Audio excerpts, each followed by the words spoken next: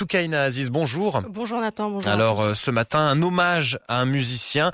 On s'intéresse à une légende du jazz américain, Chick Corea, vainqueur d'une dizaine de Grammy Awards. Il nous a quittés. Il est mort à l'âge de 79 ans d'une forme rare de cancer. Oui, Chick Corea, au large sourire et reconnaissable à ses bouclettes grises. Il était un compositeur hors pair, considéré comme l'un des plus grands pianistes du XXe siècle.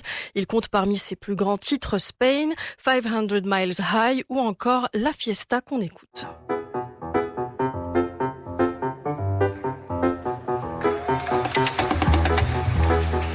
Presque de la musique espagnole. Oui, voilà, c'est justement un hommage à ses origines espagnoles. Né à Chelsea, dans le Massachusetts, aux États-Unis, le 12 juin 1941, Chick Corea a vite baigné dans la musique. Son père était trompettiste de jazz. Il apprend le piano et la batterie à l'âge de seulement 11 ans. C'est après avoir vu Miles Davis et John Coltrane jouer les Feuilles mortes qu'il décide, à la fin des années 50, d'opter pour une carrière musicale. On écoute un extrait de cette chanson.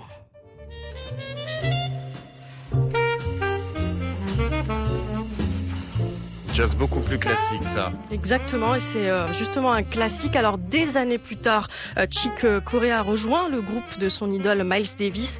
C'était à la fin des années 60. Et alors justement, durant cette période, il pousse le célèbre trompettiste à expérimenter un nouveau genre. Oui, le jazz fusion qu'il a lui-même créé. Alors, tous les deux, ils enregistrent ensemble 3 albums, dont Beaches Brew, sorti en 1970. Un album qui mélange rock, jazz ainsi que rhythm and blues.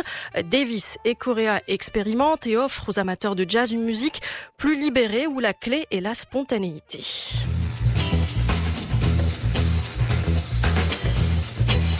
On entend encore une fois ces sonorités espagnoles. Alors en 1971, Chick Corea crée son propre groupe, Return to Forever, excusez mon anglais, et se produit beaucoup. Il collabore notamment avec les plus grands comme Herbie Hancock ou Al Jarreau. Il remporte aussi 23 Grammy Awards grâce à ses nombreux projets.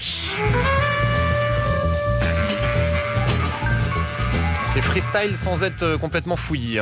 Oui, exactement. Alors on va écouter justement un extrait de l'album Light as Feather qu'il a sorti avec son groupe. Ça s'appelle Captain Marvel. C'est un autre style.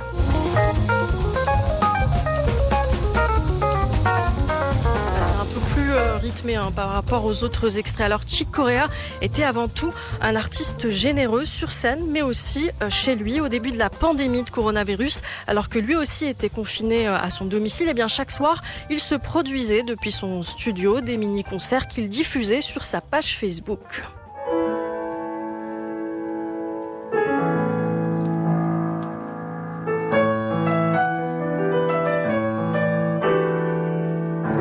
Voilà, on est un peu sur de la musique plus douce au piano. Là, c'est un extrait d'un de ses titres, You're Everything, qu'il a retravaillé lors d'un de ses lives. Depuis son studio, Chick Corea proposait aussi des exercices pour ceux qui voulaient se lancer dans la musique. Voilà, c'était un artiste très très généreux. Merci Soukaina Aziz.